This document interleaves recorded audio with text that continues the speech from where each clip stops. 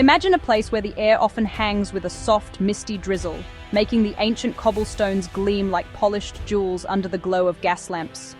Picture yourself wandering through a city square so perfectly preserved it feels as though you've stepped straight into a medieval painting.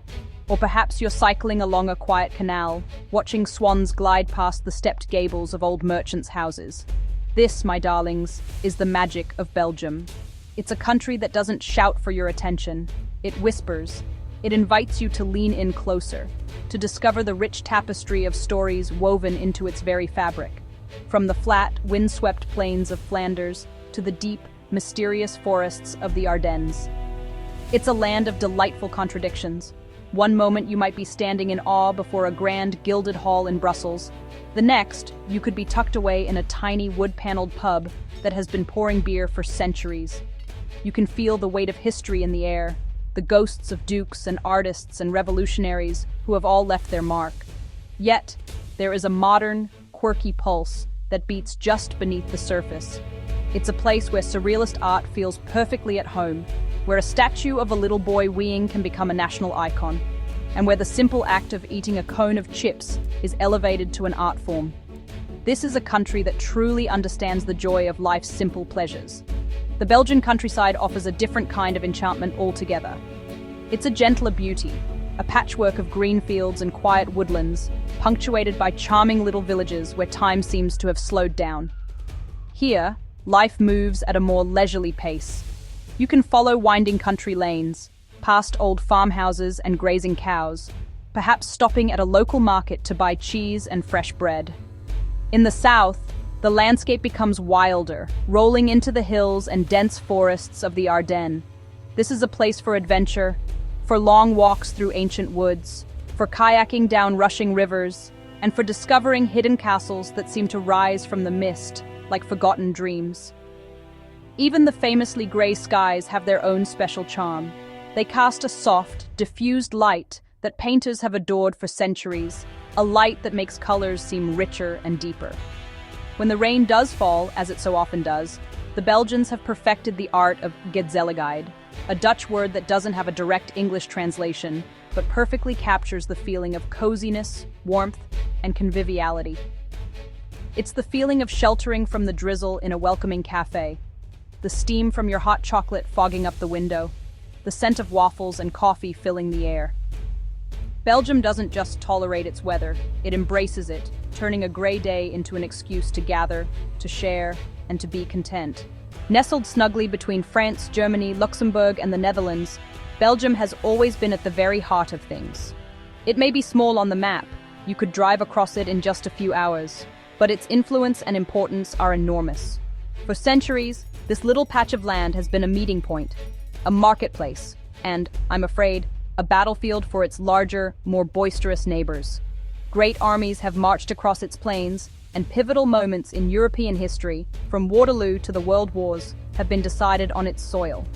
This history has left an indelible mark, creating a nation that is resilient, pragmatic, and profoundly European in its outlook. This strategic location is precisely why Belgium is so important today. Look at Brussels. It isn't just the capital of Belgium. It is, in many ways, the capital of Europe itself. This is where the big decisions are made. It's the home of the European Union, where leaders from across the continent gather to shape our collective future. It's also where you'll find the headquarters of NATO, the great alliance that has kept the peace for so long. Walking through the European Quarter in Brussels is quite an experience. You'll see sleek glass buildings, buzzing with diplomats and officials from every nation, a veritable melting pot of languages and cultures all working together. It's a testament to Belgium's role as a unifier and a host. Despite its global significance, Belgium has managed to retain its unique character.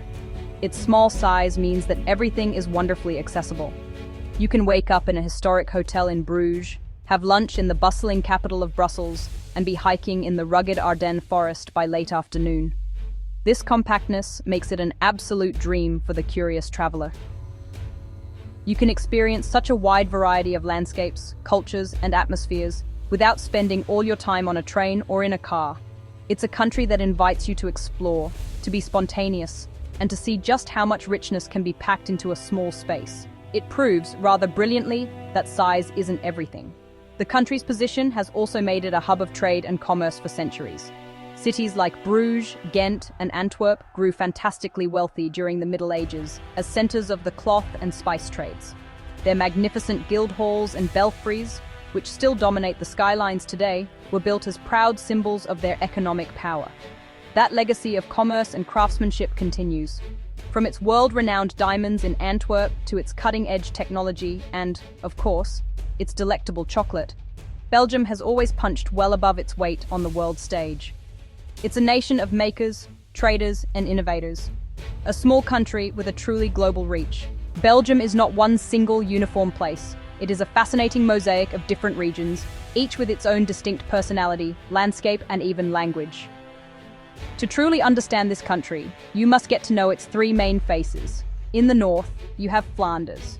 This is the Dutch-speaking part of Belgium, a region of flat, sprawling landscapes that stretch out towards the North Sea.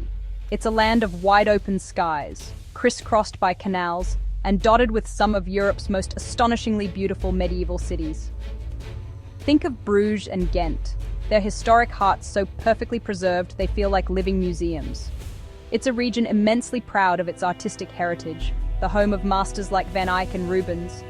Travel south from the flatlands, and you enter Wallonia, the French-speaking region. Here, the landscape begins to change quite dramatically. The flat plains give way to a rolling central plateau, a gentler, more agricultural part of the country. But continue further south, and you'll find yourself in the magnificent Ardennes. This is a world away from the coast. It's a region of deep, dark forests, steep hills, and winding rivers cutting through dramatic valleys. It feels ancient and wild, a place of myths and legends. This was the heart of Belgium's industrial revolution, and cities like Liège and Charleroi have a grittier, more industrial character, now reinventing themselves with a vibrant creative energy. And then there is the Brussels capital region, a unique entity nestled within Flanders. Although geographically in the north, it is officially bilingual, a place where French and Dutch coexist, though you'll hear French spoken more commonly on the streets. Brussels is a microcosm of Belgium itself, a city where different cultures and languages meet and mingle. It's a bustling, cosmopolitan hub that feels distinct from both the Flemish cities and the Walloon countryside. It is its own world, a place that belongs not just to the Belgians, but to all of Europe, filled with a diverse population drawn from every corner of the continent and beyond. This linguistic and cultural mix is what makes the city so dynamic and fascinating. This division is not just geographical, it's deeply cultural. Each region has its own government, its own traditions, and a fierce sense of its own identity. There's even a small German-speaking community in the east, adding another layer to the mix. This complexity can sometimes lead to political wrangling, but it also creates an incredible cultural richness. It means that a short train journey can transport you to a place that feels completely different, where the architecture, the food, and the language have all changed. It's like visiting 3 different countries all rolled into one small, convenient package. This diversity is the very essence of what makes Belgium so endlessly intriguing. Let's be perfectly honest, my dears. If you are coming to Belgium in search of endless sunshine, you may be in for a little bit of a shock. The climate here is best described as temperate maritime, which is a rather polite way of saying it's often mild, frequently cloudy, and rains quite a lot. Grey skies are a common feature of the Belgian landscape, a soft, pearly light that seems to hang over the country for much of the year. But please don't let that put you off. The Belgians have become absolute masters of dealing with their damp weather, and in doing so, they have perfected the art of creating warmth, comfort, and a wonderful sense of coziness. The rain has a way of enhancing the beauty of the cities. It washes the cobblestones until they shine like obsidian, reflecting the warm yellow light from windows and street lamps. It deepens the colors of the old brickwork and stone, making the historic buildings look even more dramatic and atmospheric. There is something incredibly romantic about huddling under a large umbrella as you wander through the medieval lanes of Bruges, or watching the raindrops trickle down the glass of a grand Art Nouveau window in Brussels. The weather encourages you to slow down, to seek shelter, and to appreciate the interiors, the museums, galleries, and most importantly, the wonderful cafes and pubs. This is where the concept of gezellig truly comes to life. When the weather turns, Belgians don't despair. They retreat into charming brown cafes, pubs named for their nicotine-stained walls from centuries past, or elegant patisseries. Imagine stepping out of a chilly drizzle into a room filled with the scent of freshly brewed coffee and baking waffles. You find a quiet corner, perhaps by a crackling fire, and order a rich, dark Belgian beer or a decadent hot chocolate that is so thick you can almost stand a spoon up in it. This is the Belgian way, turning a damp day into an opportunity for warmth, conversation, and indulgence. It's a wonderful philosophy for life. The high population density, one of the highest in Europe, means that Belgian towns and cities are vibrant and full of life. People live closely together, and there's a real sense of community in the urban neighborhoods. The cities are designed for people, with their large, car-free squares and networks of narrow, walkable streets. Yet, this urban density provides a stunning contrast to the wild, untamed nature of the Ardennes in the south. Here, you can escape the hustle and bustle and find true solitude. You can walk for hours through dense forests without seeing another soul, feeling as though you have the whole world to yourself. This balance between vibrant urban life and tranquil wilderness is one of Belgium's most appealing qualities. Brussels is a city that wears its history and its importance with an understated elegance. It doesn't have the immediate, in-your-face glamour of Paris or Rome, but give it a little time, and it will reveal its charms to you in the most delightful ways. At its heart is the Grand Place, and I must say, it is quite possibly the most beautiful square in all of Europe. To stand in its center is to be completely surrounded by breathtaking beauty. The ornate guild halls, dripping with gold leaf, rise up on all sides, their intricate facades telling stories of the city's wealthy past. And presiding over it all is the magnificent town hall, its slender spire soaring into the sky like a stone needle. But Brussels is so much more than just its grand centerpiece. It's a city of fascinating contrasts and quirky surprises. Just a short walk from the opulence of the Grand Place, you'll find the famous mannequin piss, the statue of a tiny boy having a wee. It's cheeky, irreverent, and utterly beloved by the people of Brussels, who have created hundreds of different costumes for him to wear. This playful spirit is everywhere. The city is the birthplace of surrealist art, the home of Magritte, and you can feel that dreamlike quality as you wander its streets.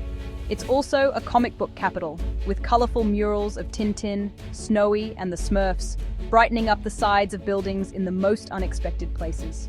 As the heart of the European Union and NATO, Brussels has a truly international flavor. Walking through its streets, you hear a symphony of languages from all over the world. This multiculturalism is reflected in its fantastic food scene, where you can find everything from traditional Belgian mussels and chips to exquisite Congolese, Vietnamese, or Italian cuisine. The city is divided into distinct neighborhoods, each with its own character. There's the trendy Saint-Géry with its lively bars, the elegant Sablon with its antique shops and chocolatiers, and the bohemian Marolles with its famous daily flea market. It's a city that invites you to get lost and discover its many different personalities. This city is a treasure trove for lovers of art and architecture. The Art Nouveau movement flourished here, and you can see the wonderful whiplash lines and nature-inspired designs of architects like Victor Horta all over the city. The Royal Museums of Fine Arts house an incredible collection, from the Flemish old masters like Bruegel to the surreal works of Magritte. There are museums dedicated to musical instruments, comic strips, and even chocolate. Brussels is a city that feeds the mind and the soul, a place where you can spend days simply exploring its cultural riches. It's a grand old dame, yes, but one with a mischievous twinkle in her eye. Oh, let's talk about the food, shall we? Because to visit Belgium and not indulge in its culinary delights would be a terrible, terrible shame. And I'm not just talking about the sprouts. The Belgians take their food and drink very seriously, and they have elevated some wonderfully simple things into national treasures. First and foremost, we must discuss the chocolate. Forget everything you think you know about chocolate. Belgian chocolate is an experience. There are more chocolatiers here per square kilometer than anywhere else on Earth, from grand established houses like Neuhaus and Godiva to tiny artisanal workshops where you can watch the magic happen. The pralines invented here are little bites of heaven. Then there is the beer. My goodness, the beer. This is not just a drink in Belgium, it's a culture. a heritage so important that it's even been recognized by UNESCO. There are hundreds upon hundreds of different Belgian beers, perhaps over 1,000, ranging from crisp, golden pilsners to dark, complex Trappist ales that have been brewed in monasteries by monks for centuries. Each beer has its own unique, specially shaped glass designed to enhance its particular aroma and flavor. Visiting a Belgian pub is like entering a library of tastes. You can try a fruity kriek made with cherries, a sour lambic that will make your taste buds tingle, or a strong, warming double on a cold evening. It is an adventure in a glass. And we cannot possibly forget the chips, or frites, as they are properly called here. The Belgians claim to have invented them, and frankly, having tasted them, I believe them. These are not your average French fries. Belgian frites are a work of art. They are thick cut, made from the right kind of potato, and crucially, they are fried twice. This double frying process makes them wonderfully fluffy on the inside and perfectly, addictively crispy on the outside. They are served in a paper cone and come with a dizzying array of sauces to choose from, far beyond simple ketchup. The classic choice is mayonnaise, but you can try everything from spicy andalouse to a tangy tartare. It is the ultimate street food. Of course, it's not all just chips and chocolate. The country has a wonderful tradition of hearty, comforting cuisine. On a menu, you might find moules frites, a steaming pot of fresh mussels cooked in white wine and celery, served with a mountain of those perfect chips. Or perhaps carbonade flamande, a rich, dark beef and onion stew made with Belgian beer, which is slow cooked until the meat simply melts in your mouth. And for a sweet treat, there are the waffles. You have two main types: the light rectangular Brussels waffle, often topped with cream and fruit, and the denser, sweeter Liège waffle, with crunchy pearls of sugar baked right into the dough. Both are utterly irresistible. Beyond the capital, Belgium is blessed with a constellation of cities, each with its own compelling story to tell. First, there is Bruges, darling Bruges, the Venice of the North. It is almost impossibly beautiful, a city that seems to have been frozen in time. Its medieval heart is a UNESCO World Heritage Site, a labyrinth of cobbled lanes, romantic canals, and pretty little stone bridges. Taking a boat trip along the canals is an absolute must. It gives you a completely different perspective as you glide past weeping willows and secret gardens. You can climb the belfry for a breathtaking view, or simply find a cafe in the marked square and watch the horse-drawn carriages clatter by. It is pure, unadulterated fairy tale romance. Then you have Ghent, which is just as historic as Bruges, but has a completely different energy. While Bruges can sometimes feel like a pristine museum, Ghent feels alive, youthful, and a little more real. It has a large student population, which gives it a vibrant, creative buzz and a fantastic nightlife. The city center is a stunning mix of medieval architecture, with the imposing Gravenstein Castle sitting right in the middle of town, surrounded by water. But Ghent is also a city that looks forward, with a thriving arts scene and a reputation for being one of Europe's most vegetarian-friendly cities. It's the perfect blend of ancient history and modern, progressive cool. Travel south into Wallonia, and the character of the cities changes again. Take Liège, for instance, known as the Cité Ardente, or Fiery City. It has a history steeped in steel and coal. It has a certain grit and industrial toughness that you won't find in Flanders. But it is a city that is busy reinventing itself. Old industrial sites are being transformed into cultural centers, and there's a palpable creative energy in the air. Climbing the 374 steps of the Montagne de Buren is a challenge, but the view from the top is a fantastic reward. And don't miss its famous Sunday market along the River Meuse, one of the oldest and largest in Europe. And for sheer dramatic beauty, you must visit Dinant. This little city is spectacularly located, squeezed between the River Meuse and a sheer rock cliff, on top of which sits a formidable citadel. Its most recognizable feature is the Church of Notre Dame, with its distinctive onion-shaped dome. Dinant is also the birthplace of Adolphe Sax, the inventor of the saxophone, and the city pays homage to its famous son, with saxophone sculptures dotted all over the place, particularly on the main bridge. It's a small city, but its stunning setting and musical heritage make it an unforgettable stop on any journey through the Ardennes, a place of striking and unique charm. So, what is the secret to Belgium's charm? I believe it lies in its ability to turn its perceived weaknesses into its greatest strengths. It's a small country, but this makes it wonderfully intimate and easy to explore. It has a rainy climate, but this has fostered a culture of coziness and conviviality that is second to none. Its complex political and linguistic divisions could be a source of strife, but instead, they have created a cultural richness and diversity that is endlessly fascinating. Belgium doesn't try to be something it's not. It is quietly, confidently, and quirkily itself, and it invites you to love it for exactly what it is. It's a country that rewards the curious traveler. It's for those who enjoy peeling back layers, who find beauty in the details, the intricate lace in a shop window, the surrealist painting in a small gallery, the perfect head on a glass of beer. It's a place where you can be a historian in the morning, exploring battlefields and ancient castles, an art critic in the afternoon, gazing at the works of Flemish masters, and a contented foodie in the evening, tucking into a pot of mussels. It offers so many different experiences within its compact borders, appealing to every possible taste and interest.